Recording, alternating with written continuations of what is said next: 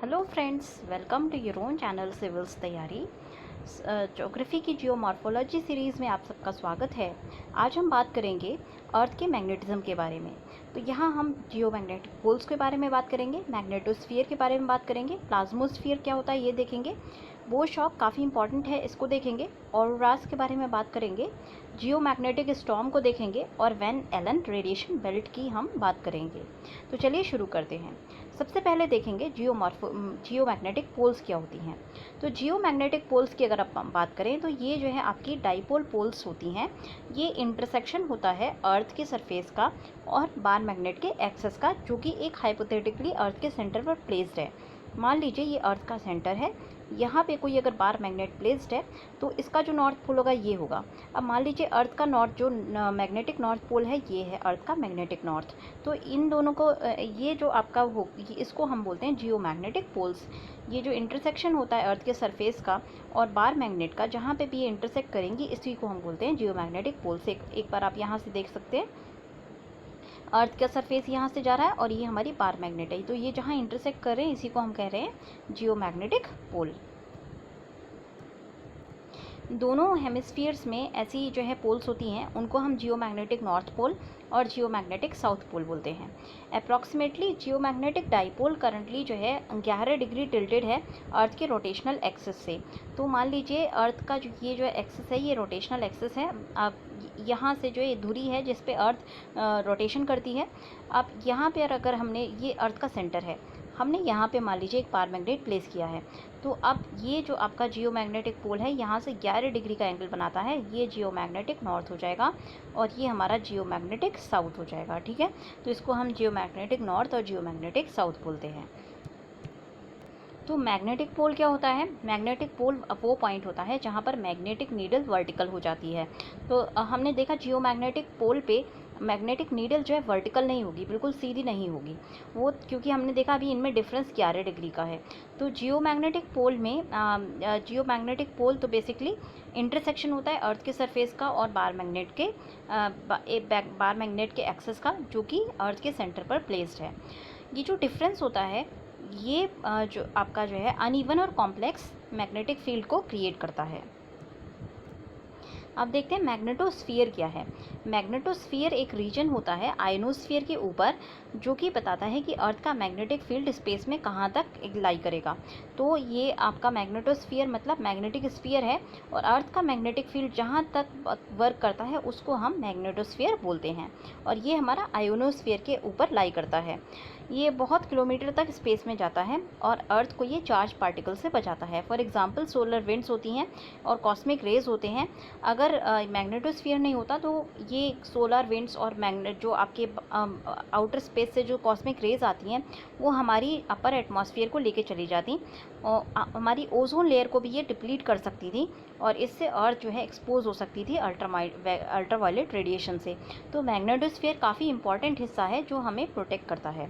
बहुत सारी cosmic rays solar system से बाहर रहती हैं, क्योंकि सन का सोलर सिस्टम से बाहर रहती है क्योंकि हमारा मैग्नेटोस्फीयर वहाँ काम कर रहा है।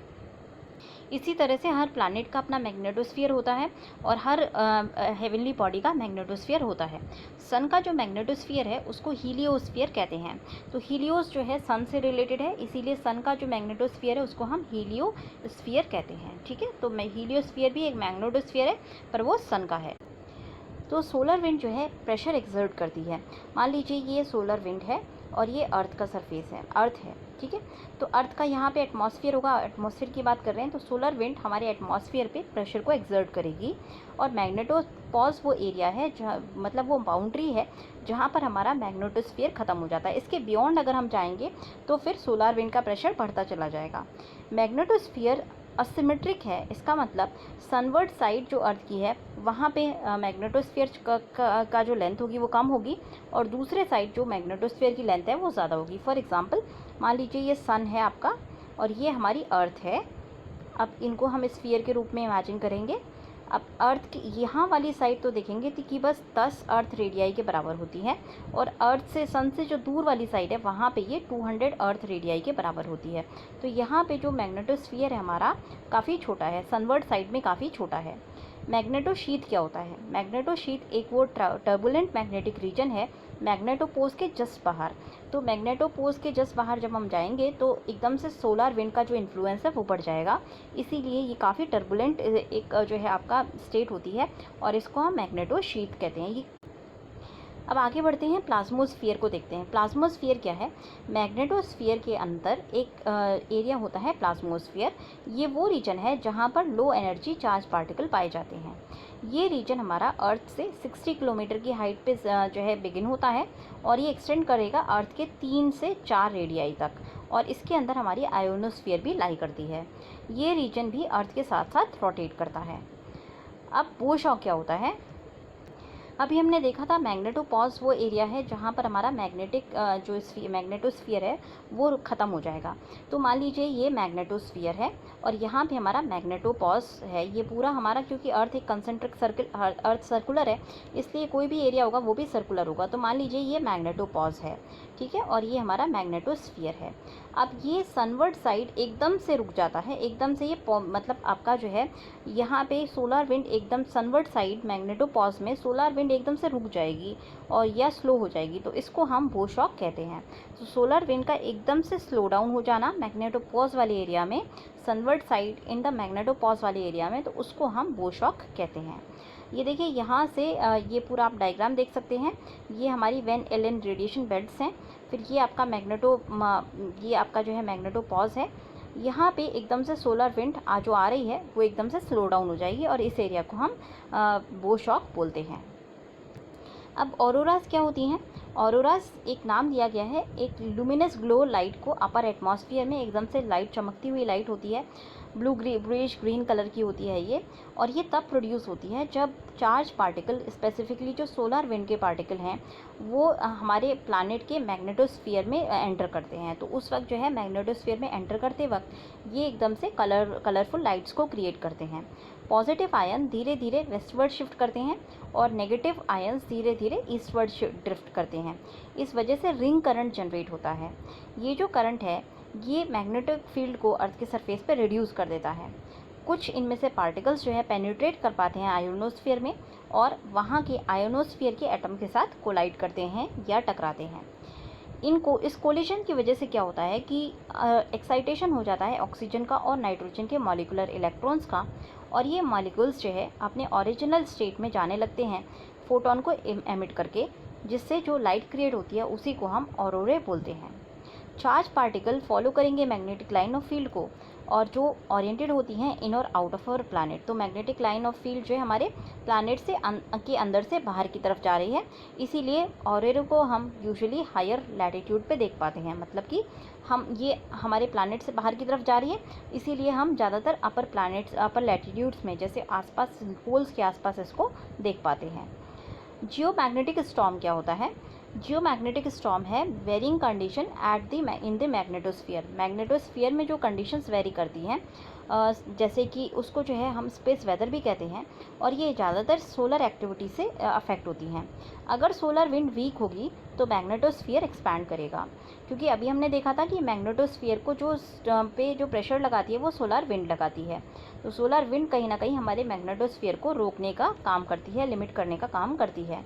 अगर सोलर विंड वीक होगी तो हमारा मैग्नेटोस्फीयर एक्सपैंड कर जाएगा, पर अगर ये स्ट्रॉन्ग होगी तो हमारा जो मैग्नेटोस्फीयर है ये जो है हमारा श्रिंक हो जाता है या कंप्रेस हो जाता है। और कभी कभी क्या होता है कि सन की सरफेस पे एक इंटेंस एक्टिविटी देखी जाती है और जिससे जियोमैग्नेटिक स्टॉर्म्स क्रिएट होते हैं। ये तब क्रिएट होते हैं जब कोरोनल मास इजेक्शन होता है सन के ऊपर, और ये जो है शॉक वेव्स को भेजेगा सोलर सिस्टम में। ये ऑलमोस्ट 2 दिन लेता है अर्थ तक रीच करने में, और फिर अर्थ के सरफेस पर मैग्नेटिक स्टॉर्म को देखा जाएगा। इस तरह से देखा जाता है कि हमारा जो है अर्थ के मैग्नेटिक स्ट्रेंथ में रैपिड ड्रॉप दर्ज की जाती है। कल के न्यूज़पेपर में आपने देखा होगा कि अर्थ की जो मैग्नेटिक फील्ड स्ट्रेंथ है वो ड्रॉप हुई है। इसका मतलब ये है कि जियोमैग्नेटिक स्टॉर्म कहीं ना कहीं जियोमैग्नेटिक स्टॉर्म टेक प्लेस हुआ है। रिंग करंट क्या होता है? रिंग करंट एक नाम दिया जाता है बड़े इलेक्ट्रिक करंट का जो अर्थ के आसपास सर्किल करता है ऑलमोस्ट इक्वेटर के ऊपर मैग्नेटिक स्टॉर्म्स के टाइम पे। तो मैग्नेटिक स्टॉर्म के टाइम पे क्या होता है, इक्वेटर के ऊपर आपका एक बड़ा इलेक्ट्रिक करंट सर्कुलेट करता है और इसको हम रिंग करंट नाम देते हैं। जियोमैग्नेटिक स्टॉर्म का क्या इफेक्ट हो सकता है? जियोमैग्नेटिक स्टॉर्म की वजह से आयोनोस्फीयर हीट अप हो जाएगा और वो डिस्टॉर्ट हो जाएगा। इसका मतलब ये है कि हमारा जो लॉन्ग रेंज रेडियो कम्युनिकेशन है वो ख़राब हो सकता है, क्योंकि ये सब आयोनिक रिफ्लेक्शन के ऊपर डिपेंड करता है और सब आयोनिक रिफ्लेक्शन डिफ़िकल्ट हो जाएगी। आयोनोस्फीयर के एक्सपेंशन से सैटेलाइट ड्रैग भी इंक्रीज़ हो सकता है और सैटेलाइट को कंट्रोल करना काफ़ी डिफ़िकल्ट हो सकता है। जियोमैग्नेटिक स्टॉर्म सैटेलाइट कम्युनिकेशन को डिसरप्ट कर देते हैं, जैसे कि जीपीएस सिस्टम गड़बड़ काम करने लगता है। एस्ट्रोनॉट अगर हैं और हाई ऑल्टीट्यूड पायलट्स हैं तो उनको जो है काफ़ी ज़्यादा हाई रेडिएशन लेवल्स फेस करने पड़ते हैं जियोमैग्नेटिक स्टॉर्म्स की वजह से। इलेक्ट्रिक पावर ग्रिड जो है उनके अंदर हाई वोल्टेज उतर के आ जाता है, जिसकी वजह से एकदम से ब्लैकआउट भी हो सकते हैं। जियोमैग्नेटिक स्टॉर्म सैटेलाइट कम्युनिकेशन जैसे कि जीपीएस है इसको डिसरप्ट कर देती है। अब वैन एलन रेडिएशन बेल्ट क्या होती है? वैन एलन रेडिएशन बेल्ट एक जोन है एनर्जेटिक चार्ज पार्टिकल्स की, ज़्यादातर जिनमें से अर्थ के सोलर विंड से जनरेट होते हैं और उनको कैप्चर कर लिया जाता है प्लैनेट के द्वारा। तो मतलब ये वैन एलन रेडिएशन बेल्ट क्या है? ये एक बेल्ट है चार्ज पार्टिकल्स की। तो फॉर एग्जांपल ये अर्थ है, अर्थ के आसपास एक बेल्ट है जहाँ पे चार्ज पार्टिकल्स साथ साथ घूम रहे हैं। ये चार्ज पार्टिकल सोलर विंड से आए थे, बट अर्थ के मैग्नेटिक फील्ड की वजह से इनको अर्थ ने कैप्चर कर लिया है। तो इस रेडिएशन बेल्ट को हम वैन एलन रेडिएशन बेल्ट कहते हैं। ये हमारे मतलब ऐसी दो जो है कंसेंट्रिक टायर शेप रीजन है, इनर बेल्ट 1 और इनर बेल्ट 2। ये एक दो रेडियाई मतलब अर्थ के एक दो रेडियस की दूरी पर हम देखेंगे इनर बेल्ट 1 है, फिर और आगे चलेंगे तो आउटर रेडिएशन बेल्ट है। तो दो टोटल बेल्ट्स होती हैं Van Allen belt. Solar wind को ट्रैप करके ये क्या होता है कि बेल्ट जो है एनर्जेटिक पार्टिकल्स को डिफ्लेक्ट करती हैं और एटमॉस्फेयर को प्रोटेक्ट करती हैं। अब ये जो वैन एलन रेडिएशन बेल्ट है ये समझ लीजिए सुरक्षा कवच हो गया अर्थ का। अब बाकी जो चार्ज पार्टिकल आ रहे होंगे वो वैन एलन रेडिएशन बेल्ट से टकरा करके डिफ्लेक्ट हो जाएंगे और अर्थ के एटमॉस्फेयर तक रीच नहीं कर पाएंगे। ये बेल्ट कभी कभी सैटेलाइट्स को एंडेंजर कर देती हैं और इसीलिए सैटेलाइट के पास एक सेंसिटिव कंपोनेंट होना चाहिए जिससे कि उनको शील्डिंग प्रोवाइड की जा सके। अगर किसी भी सैटेलाइट को इस जोन में रहना है तो उसके पास प्रॉपर शील्डिंग होनी चाहिए, अदरवाइज़ वो सैटेलाइट को डिस्ट्रॉय कर सकती हैं। तो एक तरह से आप कह सकते हैं कि वैन एलन रेडिएशन बेल्ट एक हाई रेडिएशन बेल्ट होती हैं, क्योंकि यहाँ पे कंटिन्यूसली जो है डिफ्लेक्शन चल रहा है बाकी रेडिएशंस का, और यहाँ पे रेडिएशन की संख्या भी ज़्यादा होती है क्योंकि ये खुद चार्ज पार्टिकल्स हैं। तो इसीलिए कोई स्पेसक्राफ्ट अगर लो अर्थ ऑर्बिट के बियॉन्ड ट्रैवल कर रहा है तो वो जो है वैन एलन बेल्ट में एंटर कर जाता है, और अगर इसके बियॉन्ड जाएगा तो उसको जो है एडिशनल हज़ार्ड फेस करना पड़ेगा कॉस्मिक रेज़ का, क्योंकि वैन एलन रेडिएशन बेल्ट एक सुरक्षा कवच की तरह है जो कि हमें कॉस्मिक रेज से और बाकी जो भी हमारे चार्ज पार्टिकल्स हैं या कोई भी आपकी जो है आउटर स्पेस की रेडिएशन है उससे प्रोटेक्ट करती हैं, ये उनको डिफ्लेक्ट कर रही हैं। तो अगर कोई भी स्पेसक्राफ्ट इस बेल्ट को क्रॉस करता है तो उसको ज़्यादा रेडिएशन फेस करनी पड़ेगी कॉस्मिक रेज से और सोलर पार्टिकल इवेंट से। अब मैग्नेटिक फील्ड देख लेते हैं बाकी सोलर सिस्टम के ऑब्जेक्ट्स का। मून, मैग्नेटिक फील्ड जो मून का है काफ़ी वीक है अर्थ के कंपैरिजन में, और उसके में कोई भी मैग्नेटिक डायपोल नहीं पाया जाता। ऑब्वियसली जितना साइज़ होता है मैग्नेटिक फील्ड जो है साइज़ पे डिपेंडेंट होता है, तो जो बॉडी जितनी बड़ी साइज़ में होगी उतना ज़्यादा उसका मैग्नेटिक फील्ड होगा। ये इतना स्ट्रॉन्ग नहीं है। मून का जो मैग्नेटिक फील्ड है वो इतना वीक है कि वो एटमॉस्फेयर को प्रोटेक्ट नहीं कर पाया, और इसीलिए इसका एटमॉस्फेयर जो है सोलर विंड के द्वारा स्ट्रिप कर दिया गया था। अब मरकरी की बात करें तो मरकरी का जो मैग्नेटिक फील्ड है वो अप्रॉक्सीमेटली वो मैग्नेटिक डाइपोल है, मतलब अर्थ की तरह इसके भी दो पोल्स हैं जियोमैग्नेटिक पोल्स, और ये केवल अर्थ का 1.1% मैग्नेटिक फील्ड है। तो मरकरी पर भी काफ़ी लो मैग्नेटिक फील्ड है, अर्थ के बहुत पास है, इसीलिए इसके ऊपर भी एक एटमॉस्फेयर होना काफ़ी डिफ़िकल्ट है और इसको इम्पॉसिबल बना देता है कि एटमॉस्फेयर को ये सस्टेन कर सके, क्योंकि कंटिन्यूसली सोलर विंड्स इसके पास आ रही हैं। तो सोलर विंड की वजह से मरकरी का भी जो एटमॉस्फेयर है वो स्ट्रिप कर लिया गया था। जुपिटर की अगर बात करें तो हमारे प्लैनेट्स हमारे जो सोलर सिस्टम में सबसे बड़ा प्लैनेट जुपिटर है, इसीलिए इस प्लैनेट के साइज़ की वजह से इसका मैग्नेटिक फील्ड भी सबसे बड़ा है और इसके ऊपर एक बहुत थिक एटमॉस्फेयर है। जितना बड़ा हमारा जो है मैग्नेटिक फील्ड होगा, जितना साइज़ बड़ा होगा उसका प्लैनेट का, उतना ज़्यादा मैग्नेटिक फील्ड होगा, और जितना ज़्यादा मैग्नेटिक फील्ड होगा उतना ही थिक एटमॉस्फेयर होगा। तो जुपिटर का मैग्नेटिक फील्ड काफ़ी बड़ा है, इसीलिए इसका एटमॉस्फेयर भी काफ़ी थिक है। सैटर्न की अगर बात करें तो सैटर्न का जो मैग्नेटोस्फीयर है वो सेकंड लार्जेस्ट है किसी भी प्लैनेट में, क्योंकि ये साइज़ में भी जुपिटर के बाद सैटर्न लाई करता है। यूरेनस और नेपच्यून भी बड़े साइज़ में हैं, इसीलिए उनका जो मैग्नेटिक फील्ड है वो भी काफ़ी बड़ा है, और ये इनके जो साइज़ हैं वो सिमिलर हैं, तो इनका मैग्नेटिक फील्ड भी सिमिलर है।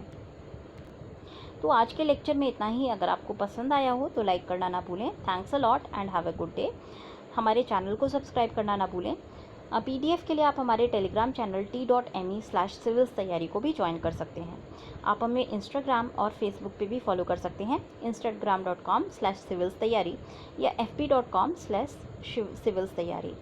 अगले लेक्चर में हम बात करेंगे जियोमॉर्फिक इवेंट्स के बारे में, और अगले लेक्चर में प्रॉपर जियोमॉर्फोलॉजी हमारी बिगिन हो जाएगी, क्योंकि अभी हम इंटीरियर ऑफ अर्थ की बात कर रहे थे। अगले में हम जो है क्या क्या अर्थ के फॉर्मेशन के प्रोसेसेस हैं उनके बारे में देखेंगे। तो आई होप आपको पसंद आया होगा। Take care and have a good day.